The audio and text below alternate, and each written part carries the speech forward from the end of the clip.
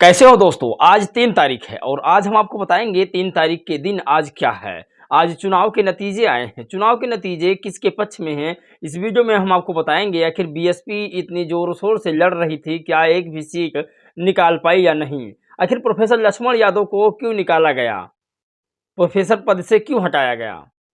वहीं पर सबसे बड़ी खबर यह है कि कांग्रेस का घमंड ही क्या कांग्रेस को हराया है। आखिर बीजेपी को जीतने में सबसे ज्यादा मदद किसने किया, ये बड़ा सवाल है आज का। लेकिन वहीं पर तेलंगाना के बीएसपी मुख्यमंत्री पद उम्मीदवार आरएस परवीन साहब को कितने वोट मिले, क्या जमानत जब्त हो गई, क्या उन्हें जीत दर्ज हुई। आज की कई बड़ी खबर है जिस पर हम बातचीत करेंगे। चलिए आज की वीडियो हम शुरू करते हैं। नमस्कार, मैं हूं पराग और आप देख रहे हैं देसी पीएसपी ब्लॉग। आज की कई बड़ी खबरों के साथ एक बार मैं फिर आप सभी के साथ हूं। साथियों, आज चुनाव के नतीजे आए हैं। आज कई जगहों पर बीएसपी की हार हुई है, कई जगहों पर बीएसपी ने कई सारी सीटें भी निकाली है। कितने सीटें निकाली है इस वीडियो में हम आपको बताएंगे। कितना कितना उन्हें वोट मिले हैं ये भी बताएंगे। क्या बीएसपी जो तेलंगाना में मुख्यमंत्री पद उम्मीदवार आरएस परवीन साहब को उम्मीद पद में खड़ा किया था, बीएसपी के मुख्यमंत्री पद उम्मीदवार बनाकर, क्या उनको कितने वोट मिले हैं, ये सब जानने की हम कोशिश करेंगे। लेकिन खबर सबसे पहले हम जानते हैं कि आखिर बीजेपी क्यों जीती है और बीएसपी क्यों हारी है, कांग्रेस क्यों हारी है। ये बड़ा सवाल है और इस पर बातचीत भी करना चाहिए हमें लगता है। तो चलिए हम आज की बात बीजेपी से शुरुआत करते हैं। और बीजेपी का मामला ये है कि जो मध्य प्रदेश के चुनाव के नतीजे आए हैं, ये ज़माने में कांग्रेस का गढ़ था मध्य प्रदेश। कभी बीजेपी खाता तक नहीं खोल पाती थी और पूर्ण बहुमत के साथ 2023 के इस फाइनल राउंड में वहाँ पर बीजेपी जीत दर्ज की है। वजह जानते हैं आप लोग। वजह ये है कि वहाँ पर जो कांग्रेस पार्टी है वो ब्राह्मणवाद को बढ़ावा दे रही थी और आज पूरे भारत में जो बीजेपी पार्टी है, भारतीय जनता पार्टी, वो ओबीसी को बढ़ावा दे रही है, एससी शेड्यूल कास्ट को बढ़ावा दे रही है।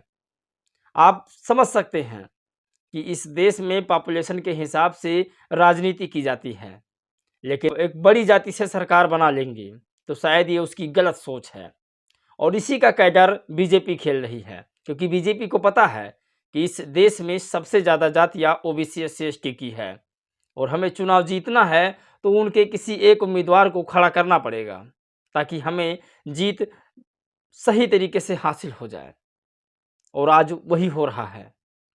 साथियों, बात हम करते हैं मध्य प्रदेश की। मध्य प्रदेश के चुनाव में यह दिखा दिया कि जातिगत जनगणना के नाम पर सवर्ण को वोट नहीं दिया जाएगा।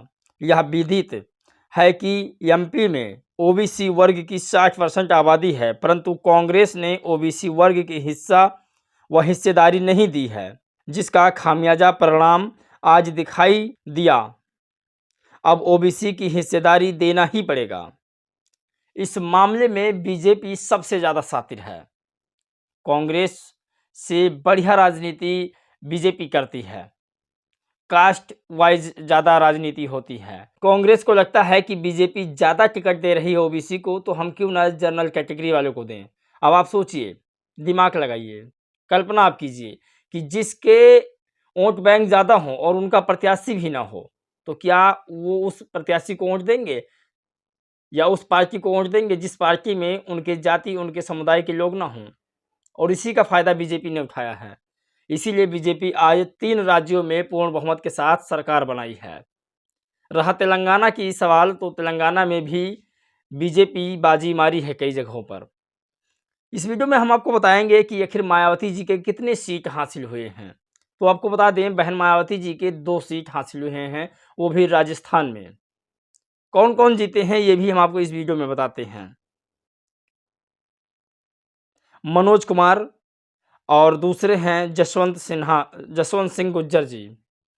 ये दोनों विधायक हैं बहन मायावती के, जो काफ़ी अच्छा प्रदर्शन किए हैं और जीत दर्ज किया है। मैं इन्हें बधाई देता हूं। बहन मायावती जी हारी हैं जीती हैं इससे मायने नहीं रखता है। बसपा का जो एक अलग कैडर है वो अलग ही है, जो उसका मिशन है वो अलग मिशन है। बाबा साहब के बताए हुए रास्ते पर चलकर बहुजन समाज पार्टी काम कर रही है। एक सबसे बड़ी खबर हम आपको बताते हैं कि आखिर कांग्रेस क्यों हारी है। अभी मैंने बताया बीजेपी क्यों जीती है, लेकिन कांग्रेस क्यों हारी है, इसका भी प्रशांत कनौजिया ने अच्छे से ट्वीट करके लिख भी दिया है। हम आपको बताते हैं आखिर कांग्रेस क्यों हारी है। कांग्रेस को अहंकार से बाहर आना चाहिए और ये समझ लेना चाहिए कि सांप्रदायिक ताकत को सिर्फ क्षेत्रीय दल ही चुनौती दे सकता है।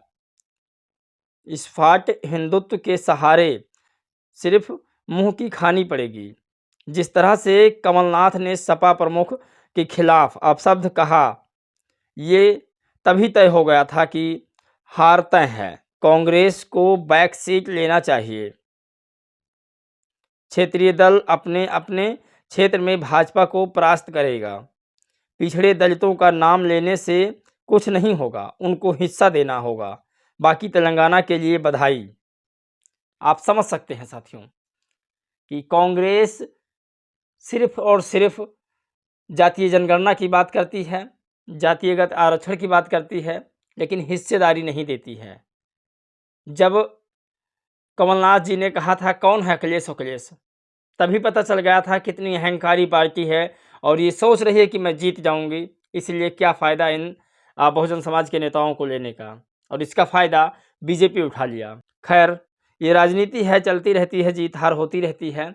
एक बड़ी खबर हम आपको बताते हैं, जो तेलंगाना के बीएसपी मुख्यमंत्री पद उम्मीदवार थे आरएस परवीन साहब, 2 साल लगातार मेहनत उन्होंने की।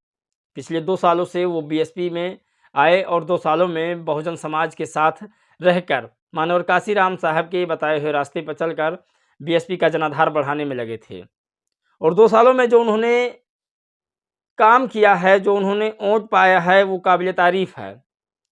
वो भले ही हार चुके हों, लेकिन उनका वोटों का जनाधार काफ़ी अच्छा था।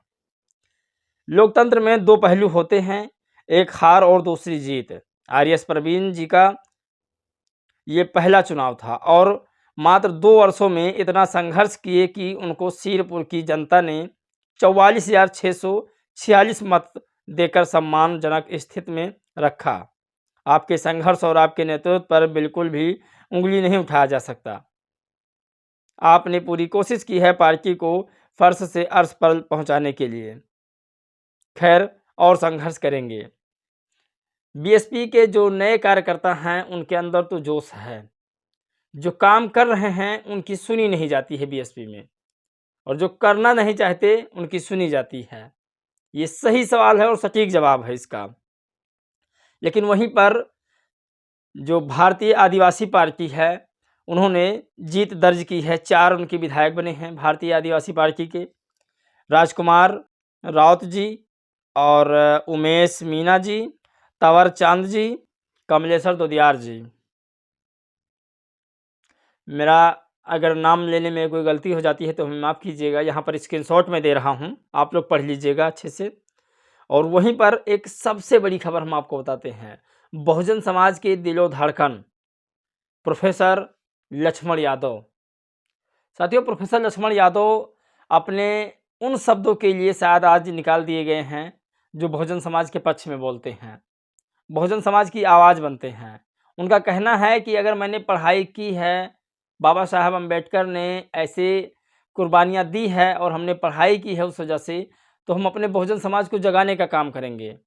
और आज उनके साथ वही हुआ जिसका डर था। प्रोफेसर पद से उन्हें हटा दिया गया। आप सोचिए, आप कल्पना नहीं कर सकते, अगर आप अपने समाज के, अपने परिवार के प्रति चलेंगे तो आपको हटा दिया जाएगा, आपको नौकरी नहीं मिलेगी, आपको रूम भाड़े पर नहीं मिलेगा, आपकी जाति पता हो जाएगी तो आपको छुआ नहीं जाएगा। ये सारी चीज़ें हैं भारत के अंदर भी। दिल्ली विश्वविद्यालय में बहुजन समाज की मुखर आवाज़ लक्ष्मण यादव को असिस्टेंट प्रोफेसर पद से हटा दिया गया। आज इनके साथ अन्याय हुआ है, कल मेरे साथ होगा, उसके बाद आपके साथ भी हो सकता है। आखिर यह खामोश बहुजन समाज कब तक जुल्म सहता रहेगा? इस फासिस्ट दौर में बोलना एक अपराध है जिसकी सज़ा हर किसी को दी जा रही है। और साथियों, एक ऐसी खबर आपसे एक जाटो जी ने ट्वीट करके लिखा है जिसे बहुजन समाज के लिए तो बेहद ज़रूरी है सुनना। ये लास्ट की खबर 100% की बात कह डाली है आपसे एक जाटो जी, जो बहुजन समाज के शायर हैं और बहुजन मूवमेंट को चलाते हैं। हमें उम्मीद ही नहीं, पूरा विश्वास था कि चुनाव रिजल्ट यही होगा कि अम्बेडकरवादी तमाम पार्टी हार का मुंह देखेगी, और वो भी बेहद शर्मनाक हार। काशीराम साहब ने कहा था कि बिखरी हुई कौम कभी शासक नहीं बनती। समय है सभी अम्बेडकरवादी नेता अपना अहम छोड़कर फूले साहू पेरियार लड़ाई, अम्बेडकर और मान्यवर काशीराम साहब की अधूरी लड़ाई और कार्यों को पूरा करने के लिए एकजुट हो जाएं। अब भी बिखरे रहे तो समाज अब सड़कों पर उतरकर अपने नेताओं की रैलियां और काफिले को रोकना शुरू करेगा। अभिषेक कुमार जाटव। साथियों, ये बड़ी बात उन्होंने कह डाली है। जब तक बहुजन समाज के नेता जो अम्बेडकर साहब, ललई सिंह यादव, मुलायम सिंह यादव, तमाम वो बहुजन समाज के नेता को मानते हों, अम्बेडकर साहब, पेरियार, फूले, तमाम जो नेता हैं हमारे बहुजन समाज के, उनको मानते हों, तो एक साथ रहकर काम करना पड़ेगा, तभी हमें जीत दर्ज हो सकती है। बाकी आपकी क्या राय है जानना बहुत ज़रूरी है। मिलेंगे एक अगले वीडियो में, तब तक के लिए जय भीम, नमो बुद्धाय।